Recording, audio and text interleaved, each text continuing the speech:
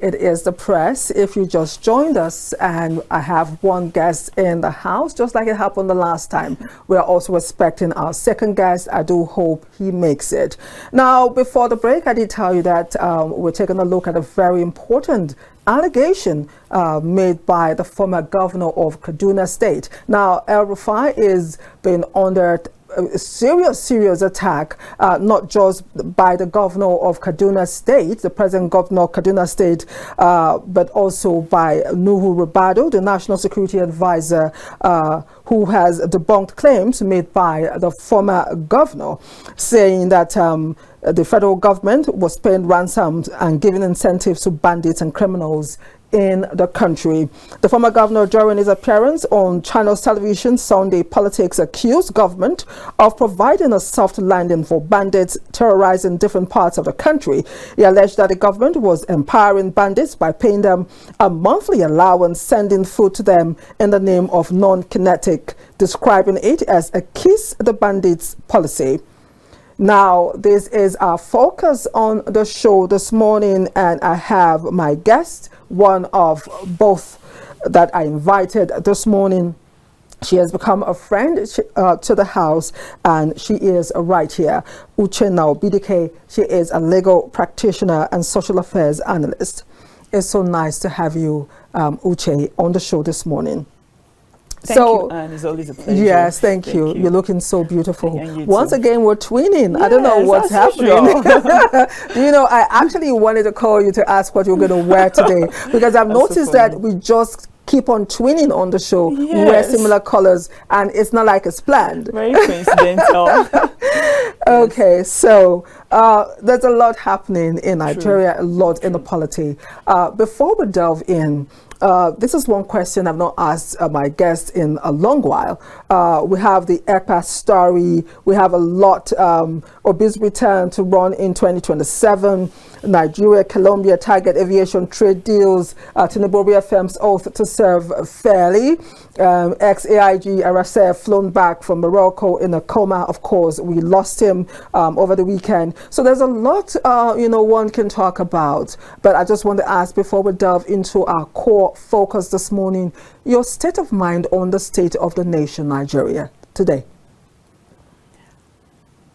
It's always a sobering one, because we have to do a lot of issues and be bothered about a lot of issues which we should not be doing in the first place. So, well, I'm just like every other Nigerian, just watching, listening, and just nodding and watching. That is what we are doing, yes.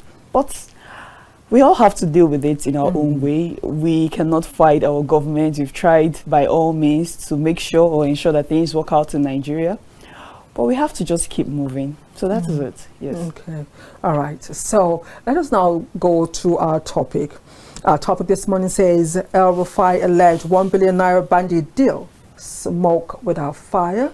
We're asking the question. There's a saying that there's no smoke without fire. There's a saying that there's no smoke without fire. It's a popular saying, especially when you're talking to your father. Probably a case was brought before your parents, and you're saying, I didn't do it. Well, the elderly will tell you, okay, we shall see. We'll see the results. There's smoke. There's no smoke without fire. And we want to really delve into this, because this is not the first time that the federal government has been accused of paying bandits, and over the claims are refuted.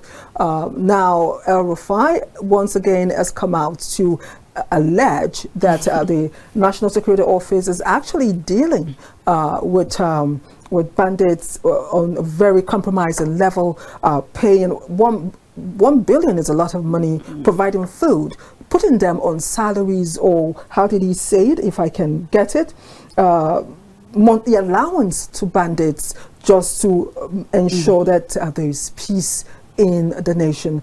This is huge. You know, it's not something that we can take lying down without actually talking about it. So, well, the way I want to start this conversation, I had my reaction when I saw this morning, or when I heard about it on Sunday. I would want to start on that level, when you actually got the information credited to the statement, or the allegation credited to El-Rufai. What was your reaction to it, you know, as a Nigerian? Well, I was very unmoved, because you don't make unsubstantiated claims without proof. So I was not moved. What I was expecting was that he would furnish Nigerians with proof of all he was saying. If not, every other thing he said was just baseless. But we've had issues like this, we've had cases like this where people come up, they say the federal government is doing this. We know how the law works, the application of law in Nigeria. He who asserts must prove. So we don't want to hear all these stories because they're almost cock and bull stories until they are backed by credible proof. So I was not shocked in any way. We are used to it. Yes. But now, as a legal practitioner, I would want us to. We're expecting our other guests. I hope that I do pray that he comes, so we have the argument and the discussion well balanced in the studio. So wherever you are, please hurry up, because I did speak with him before the show started, and he did say he was on his way. We do hope he arrives here on time. Now, let us start by taking a look at the Nigerian Constitution. Yes. What is the implication of this vis-a-vis the provision of the Nigerian Constitution on matters like this? You're a legal practitioner. I will want us, before my guest comes, to take us on the legal implication of statements like this, and of course trying to find out the truth in this statement, because it is a lot. Again, I'm going to reiterate that this is not the first time that we've had the federal government, this allegation. A lot of people have alleged that, you know, the federal government is actually paying bandits or paying kidnappers for victims to be released and stuff like that. And we've had back and forth, this statement being refuted by the federal government has been on and on. But let us take a look at the legal implication of this, crediting the statement. So, former Governor El-Rufai's claims touch deeply on national security strategy, policy effectiveness, and ethics of negotiation with criminal groups. So in this kind of matters, you have to tread carefully, because under section 36 subsection 5 of the 1999 Constitution as amended, every person is presumed innocent until proven guilty. Also, allegations, no matter how weighty they are, cannot take the place of evidence, credible evidence, which would have to be presented before a competent court of law. Now, is this smoke without fire? Maybe because suspicions, no matter how strong they are, cannot take the place of proof. The Supreme Court has consistently held this, and under section 131 of the Evidence Act 2011 as amended, he who asserts must prove. So the burden or the onus is on the person, on the former governor, who is making this kind of weighty claims to prove. He has to substantiate his claims with evidence. If not, it is baseless, and it's just him making out a storm out of a teacup. And with profound respect, I must say this: Nigerians are grappling with a lot of things. We are dealing with issues of inflation, unemployment, underemployment, insecurity, and a whole lot of issues. So we don't want to be bothered about this kind of claims without credible proof. The former governor, with due respect, is well educated and he knows the law. So he should govern himself accordingly and do the needful. Nigerians should not be dragged into his mud fight with the federal government. We shouldn't be in this situation. He should provide claims of what he's saying, then we'll take him seriously. If not, he's just making up a cock and bull story. And I reckon Nigerians to apply a negligible level of interest in this matter, because he who asserts must prove. Why is he withholding evidence? Why is he coming? He should bring what he has to the table. Why is he bothering us why is he withholding evidence and telling us, oh, this is happening? We are used to all this. But once the evidence is presented, we now have to take it seriously. If not, we are just wasting our time. And I'm sure Nigerians have a lot of things to do instead of wasting their time. So this is it. He should provide proof. Okay.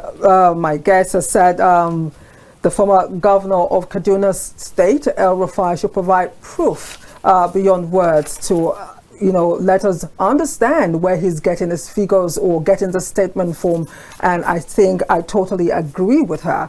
We've just been told that our second guest is finally here. We'll take a break to usher him in. Stay with us.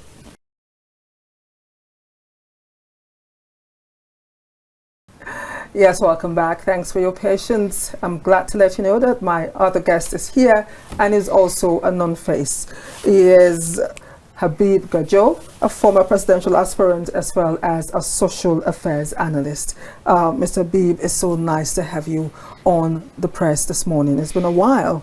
Thanks for having me. Yes. Yeah, it's been a while. So we've started the discussion before your arrival, and the topic we're taking a look at this morning is El-Rufai alleged 1 billion naira bandit deal. Smoke without fire. All right, you already know the story. The statement credited to El-Rufai, alleging that the National Security Office is actually dealing with bandits, paying them money, providing food for them to the tune of 1 billion naira. That's a lot to say in a go, and we want to find out the truth or there in the statement. And my guest started, Uche, actually says that, you know what, it's not enough for you to just come out and say whatever you want, putting Nigerians in the mix of the confusion, because Nigerians are dealing with so much. It should come with proof. It made a statement without proof, and what we need is proof to validate whatever he's saying. But as Nigerians, we have the right to react to things concerning us as a nation, and that is exactly what we're doing here. Uche has started the show with our own opinion, and just quickly, I want your reaction to the statement credited to El-Rufai, of course, bringing the ONSA into the mix. Well, thank you very much for having me, and your question is, I think, is just a direct answer. Malam Nasiru El-Rufai allegation need to be investigated first, but El-Rufai said what he knew, because when he was a governor, he was also accused of paying bandit. In fact, he was even captured, I think, in a media, that's where he said they have settled this bandit. You understand that they should leave Kaduna. They paid them maybe in Niger, Mali, and which country again, that they should avoid Kaduna. You understand? So now he's alleging. You understand? When he was a governor, he was accused of doing the same thing. But the difference here is now he's an opposition, and he's accusing the government and the federal government of the ruling party. You understand? Of settling the bandit. You understand? And Kaduna had relatively peace today as we speak. You understand? So maybe well, as an opposition, he don't want that peace or what? You understand? So honestly, the previous government and has been accused of, you understand, bringing these criminals, these bandits, this element, you understand, to protect them in 2015 election, you understand, and so on and so forth. But they got out of hand, and today we have a situation at hand, and the same government was accused of paying bandit to move out of Nigeria, or those who are not Nigerians to leave, or they should stop attacking. Well, he has alleged. Let him prove if he has an evidence, I think, and he has been having issues with his predecessor, and he's been having issue of his successor. He's having issue with the National Security Advisor. He's having issue with he's having issue with everybody. You understand? So let the government come out with credible, you know. So the federal government, this statement, it should be investigated. Who should investigate? No, they discredit who should investigate? Yeah? Who should the federal government investigate themselves? Yeah. Yeah. So because he has accused, by implication, the Nigerian government, are they the ones to investigate the statement being made? Yes. I mean, if I accuse you of something, are you the one to investigate if it's true or not? Yeah, you could. The president can form a committee to investigate the Office of the National Security Advisor for is this thing happening, or the National Assembly has the power. You understand?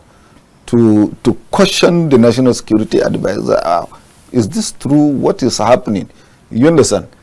And the National Security Advisor has the power to question the Kaduna State Governor. Is it true?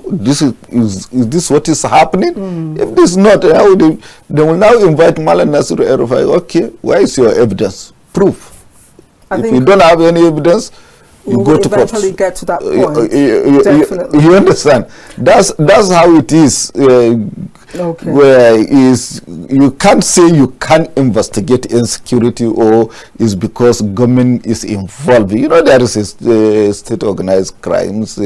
There is so many organized crimes all over. You understand? So government will investigate itself when it comes to insecurity. Okay. Let me go to Uche. Let me go to Uche. Now, if you take from what HABIB has said, there's always that political undertone, because he has mentioned it. Uba Sani of Kaduna State is screaming hell and brimstone, actually saying, you know what, this statement and some other statements credited to El-Rufai may just destabilize the peace, the relative peace that Kaduna State has enjoyed in a while. We all know how volatile, unfortunately, this is the truth. We all know how volatile it can be sometimes in Kaduna, but in recent times there's been peace. And there's this worry that statements like this and other statements credited to El-Rufai will just destabilize that peace being enjoyed by Kaduna people. But again, by and large, this particular statement credited to him is not just for Kaduna alone, but the entire nation is actually involved, because every state, every nook and cranny of Nigeria is faced with one or some of insecurity problems now and again. So let's take a look at the political undertone. Do you think that this is more political than the truth? Yes, I believe so. And that is why I earlier said that Nigerians should not be dragged into the mud fight between the former governor and the federal government. We shall not and we should not be used as collateral damage. The former governor has to act accordingly. He has to guide himself accordingly and separate politics from law. Speaking from the legal aspect, legal angle, he who asserts must prove. Imagine if the federal government decides to investigate every claim, every allegation that is brought before it without proof. He who asserts must prove. If you are saying this person did this, you must back it up by proof and evidence. You don't just come without, because you cannot put something on nothing and expect it to stand. That is what we lawyers say. You must back it by evidence. And yes, he has that capacity or capability of distorting peace in the nation. It is almost a spurious and baseless claim if it has not been proven. Now, Section 1 of the Terrorist and Prevention and Prohibition Act 2022 criminalizes direct or indirect support of terrorism. It provides that any financing or funding or negotiation with terrorists is criminal. and it has penalties when that is proven. But you must prove. I don't understand the sense or the logic of the former governor to say, oh, I have proof to support my claim. Why are you withholding it? Because without the proof, it's just another cock and bull story which Nigerians hear and just move on from. So support what you're saying with evidence, credible evidence, then we'll now deal with that.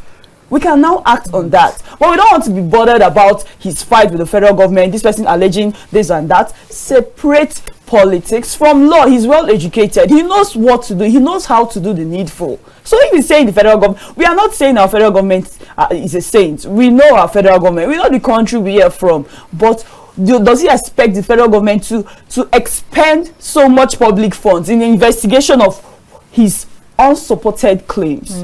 No, the federal government cannot do that. Since he has said that he has proof, evidence of this, he should furnish Nigerians a court of competent jurisdiction with that, and we can move on from that and act accordingly. Thank you. All right, if you just joined us, it is the press. I want you to know now that we are opening the phone lines so you can be part of the conversation. Please, let's open the phone lines so our viewers can call in already. We've lost like 7 calls. Please open the phone lines. Okay, there's someone calling already. Hello, good morning. Hello, good morning. Good morning. Captain TV. Yes, please. What's your name and where are you calling from? My name is Abubakar, calling you from Gwagwalada. Okay. Please, Abubakar, go ahead. Thank you. I agree with your guest. I believe every government has people, every government has people that we can consider as insiders. El-Rufai is part of this government. It's only that they parted way in the mid-course. So El-Rufai ought to know the workings of this government. The other guest was talking of legal implication of making a business claim. El-Rufai is legal luminary too. He has a legal background. He went to one of the institutions abroad for his legal studies. He knows the implication. If he will not make a reckless statement. And one thing, the other guest, she was saying that he should go to court. Which court? Who determines who influenced the judiciary? That is our problem. Who influenced the feeling of the judiciary in Nigeria? Is the people in power. Just last week in Thailand, the Prime Minister of Thailand, for just having phone conversation with the former president of Cambodia on border issues, their constitutional court ousted her from power, remove her from power. So it is about, if you are saying she should go to the court, which court in Nigeria? The judiciary has told us. So everybody will not make reckless statement. And you are talking of anybody who is funding terrorism. They are funding the bandits. Who armed the bandit in the beginning? Who brought the bandits to Nigeria? Well, we should go to the beginning. So they are bandits are allies of those in authority. They brought them period to 2015 for them to win election. And they abandoned the bandits midway. That is why they took to kidnapping, terrorizing people, or killing and maiming Nigeria, killing our precious, taking the lives of our precious military men and security people. So it has a lot. Maybe the what I want to say is beyond the distance of your discussion. Okay, thank you so much. That's the reaction from our first caller. Habib, I want to bring you in here. The man doesn't have any trust in our judiciary, just like the question that I asked. If you say government should investigate itself, I was asking more or less, what I'm asking is, are we going to see the end of it? Are we going to get the right results at the end of the day? Government being alleged of doing something and they investigate themselves. When the reports actually come and it is shown that, there seems to be some kind of foul play. Are we going to get that result? Now, let us take a look at our judiciary. I know we have a legal practitioner here. You are not one. Our caller. Okay, we have another call. Let's quickly take that before we'll continue with my line of thoughts. Hello, good morning. What's your name, please, and where are you calling from? Hello. Hello. Good morning. Okay, we lost that call. Please do call in. So, no faith in our judiciary. Yeah, you see, the whole issue is politically motivated or political sympathy. You understand? Like I said earlier, even the former governor of Kaduna State was also accused of paying bandit. You understand? This is not the first time. The government knows. You understand? Please, I'm sorry, dear. Let's take this call. Hello, good morning. Hello, good morning. Hello, good morning, ma'am. Yes, please, what's your name and where are you calling from? I'm fine. I'm calling from Taraba State. Taraba. Thank you so much, Abdullahi. Go ahead. Taraba. Thank you so much, Abdullahi. Go ahead. All right. I want to contribute on this very statement this man just said. When they brought these people, they refused to do the necessary thing. Please, can you? Please, I can hear the echo. Abdullahi, your TV, can you tune down the volume or just... Or walk away from the TV? You should off it. Okay, are you hearing me now? No, your TV is still on. I can hear the echo. But are you hearing me now? Okay, yes, go ahead. Okay, I said the way they brought them at that 2015, now they won the election, and what is the necessary thing for them to do that time? That now it has become a problem for us. So they should know what to do. Okay. Thank you. Thank you so much. I appreciate you. So go ahead, Habib. So, like I said, the former Kaduna State governor was accused of settling the bandit even outside Nigeria. You understand? And also, the party APC was accused in 2015, 2016, 2017 that they are the one hiring these bandits as mercenaries then, you understand, to use them for to win election, and they won election and they want them to return, and they didn't settle them to return. That is why El-Rufai said, we have settled them. I've settled the one in Kaduna State. You understand? So it's not a new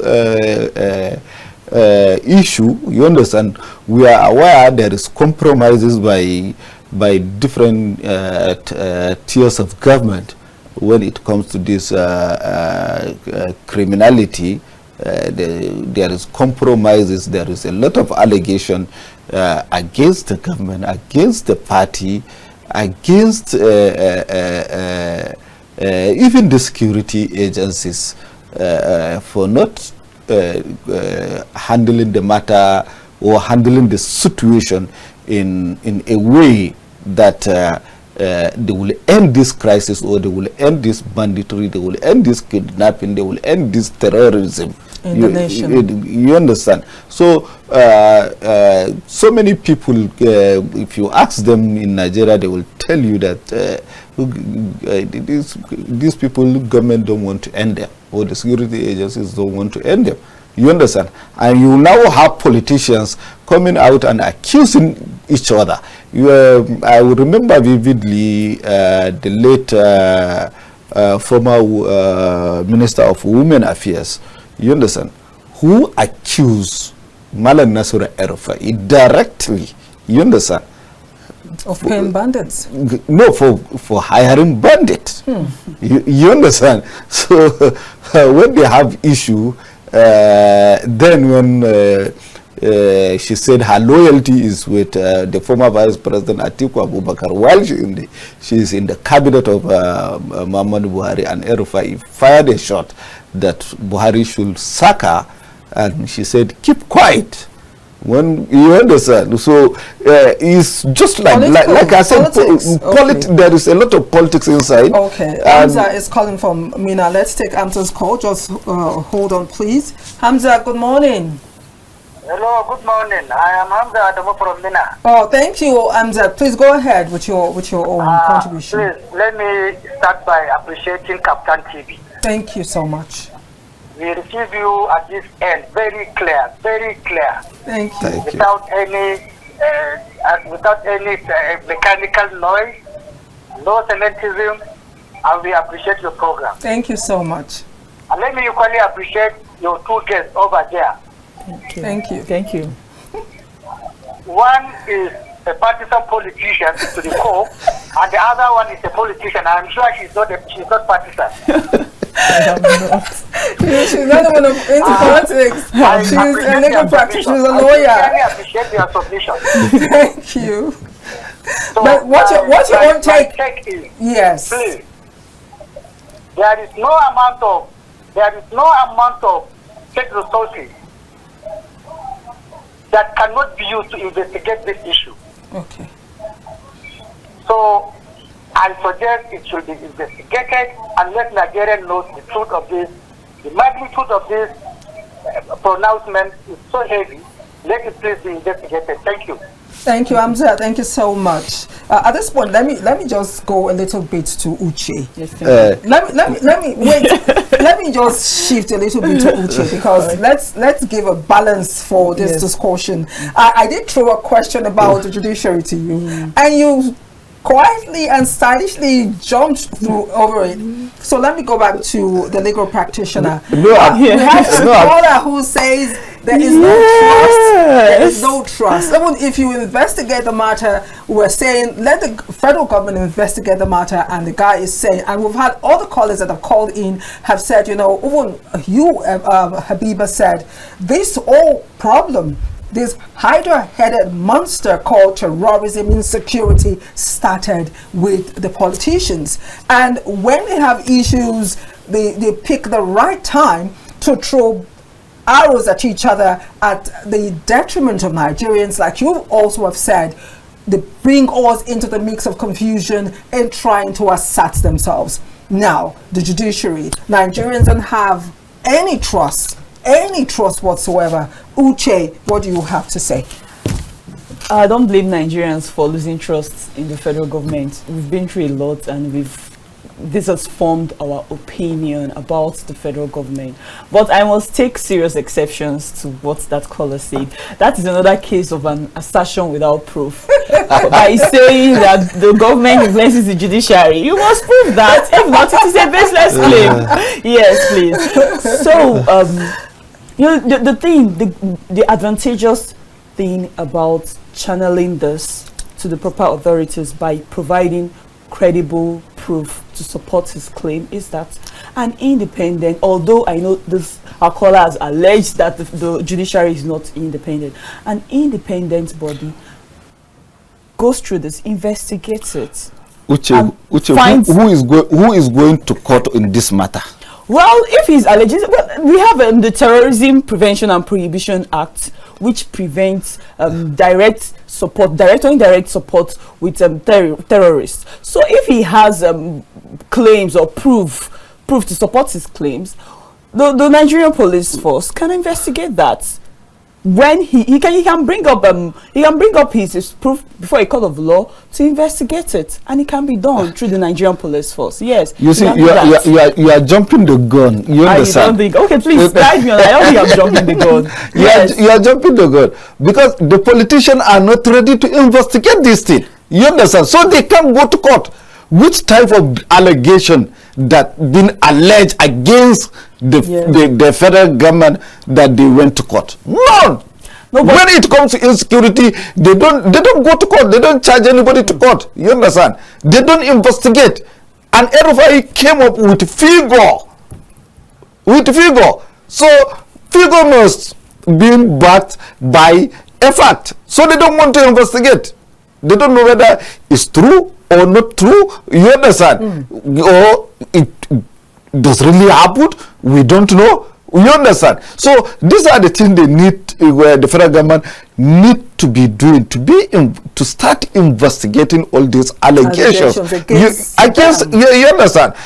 Let me tell you, is so pathetic that most of these attacks that happen, there is a period information that these people are coming. These people say they are coming on so day to attack us. You understand? People will see them coming and nothing will happen, and they will attack.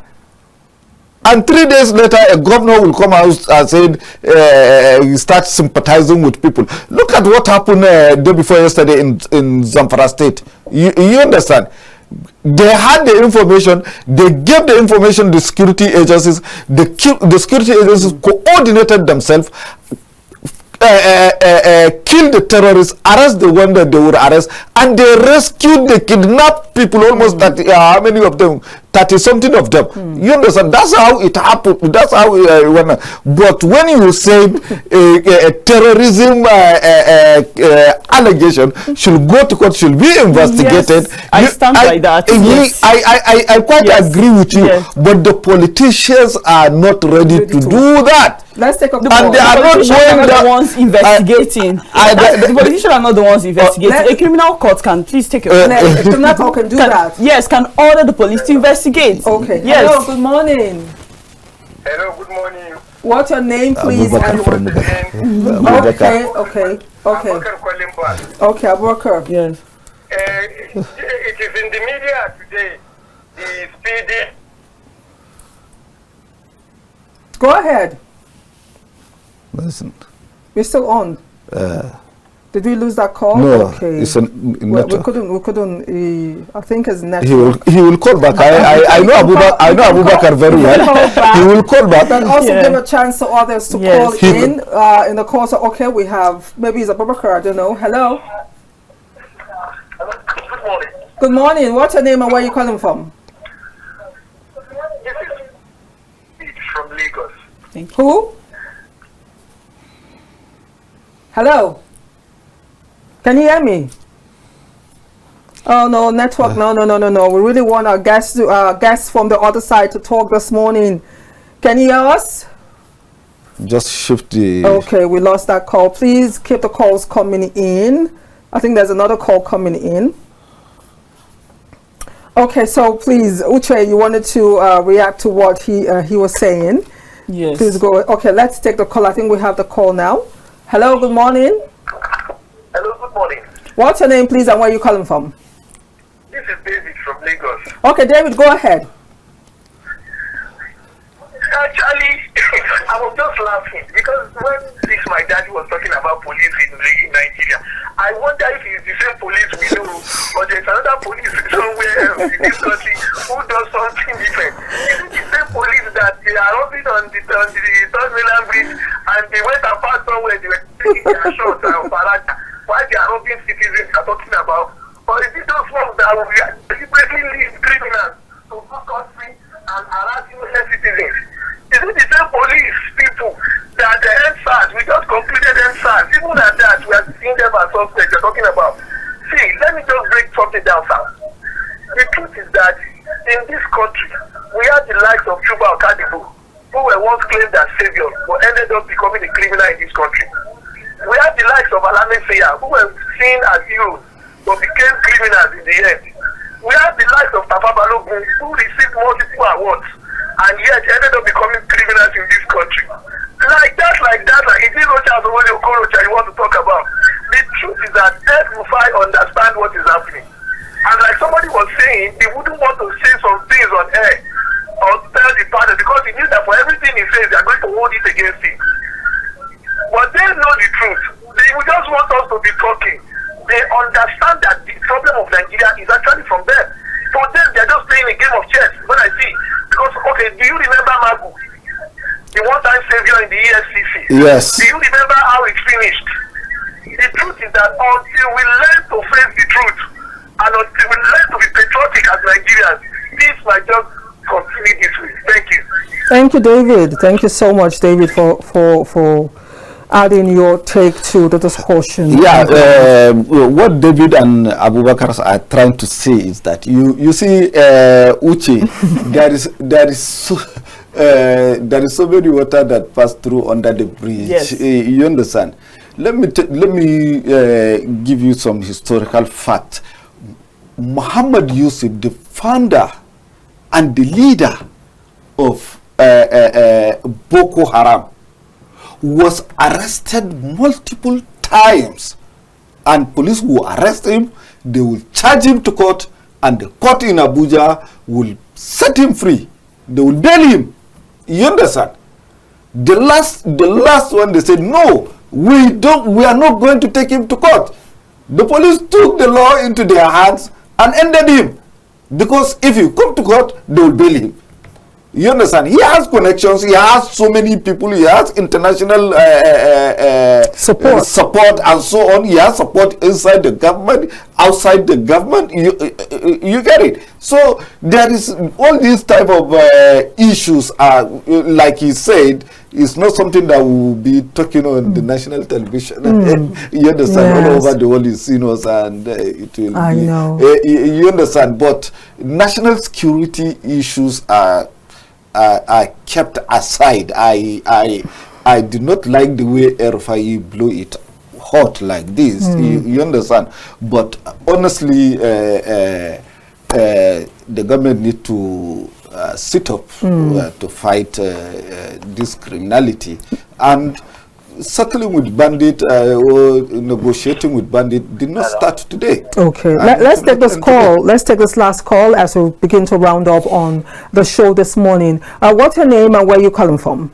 Good morning, ma. My name is Joseph. I'm calling from Mina, Niger State. Joseph from Mina, please go ahead. Actually, I just see the headline now. El-Rufai, actually, yes, he brought out a very good topic. But the question now is, let's go back to Kaduna when he was a governor. What was the security challenges there?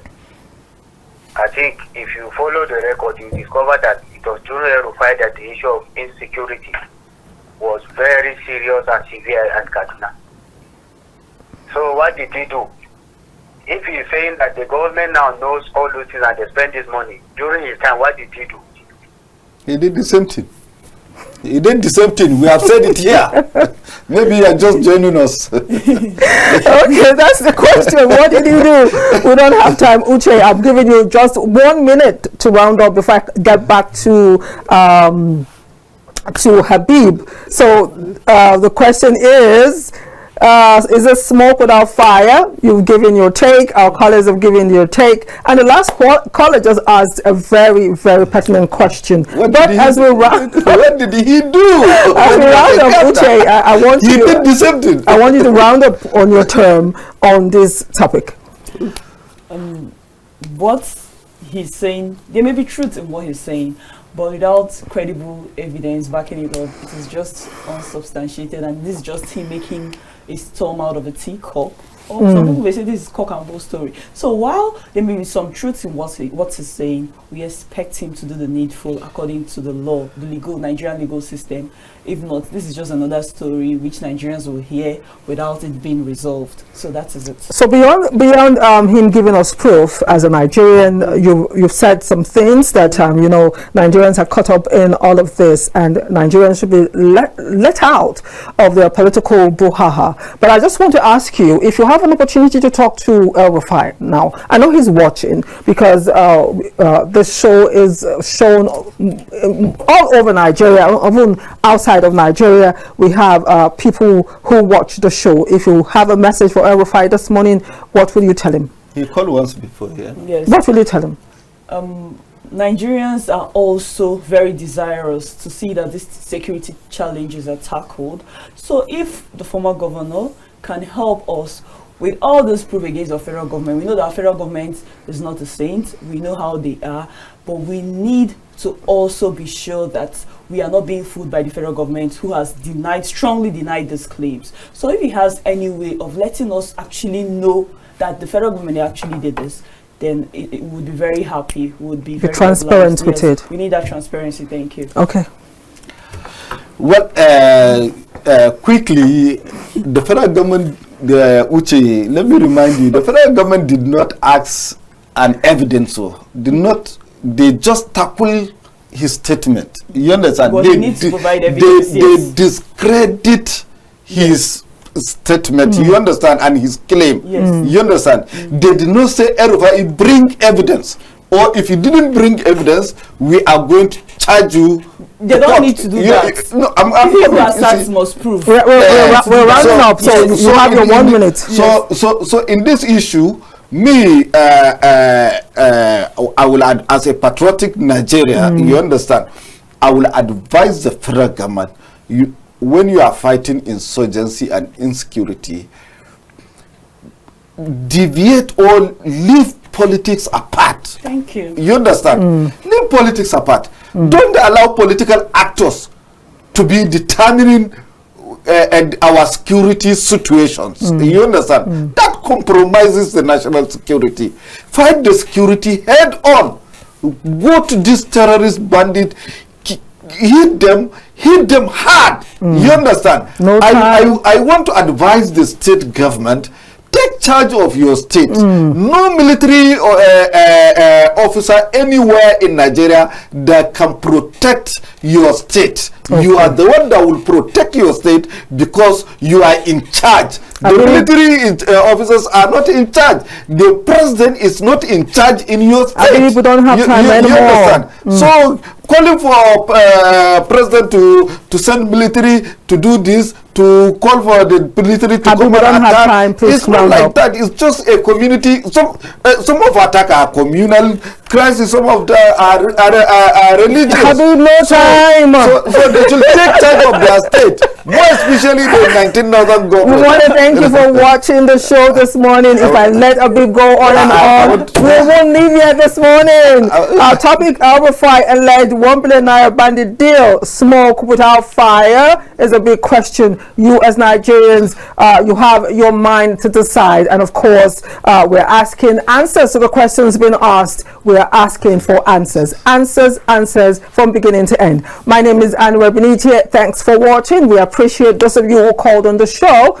Not to forget that tomorrow till Friday is a date on the press. Take care of yourself. Keep your head up. Bye for now.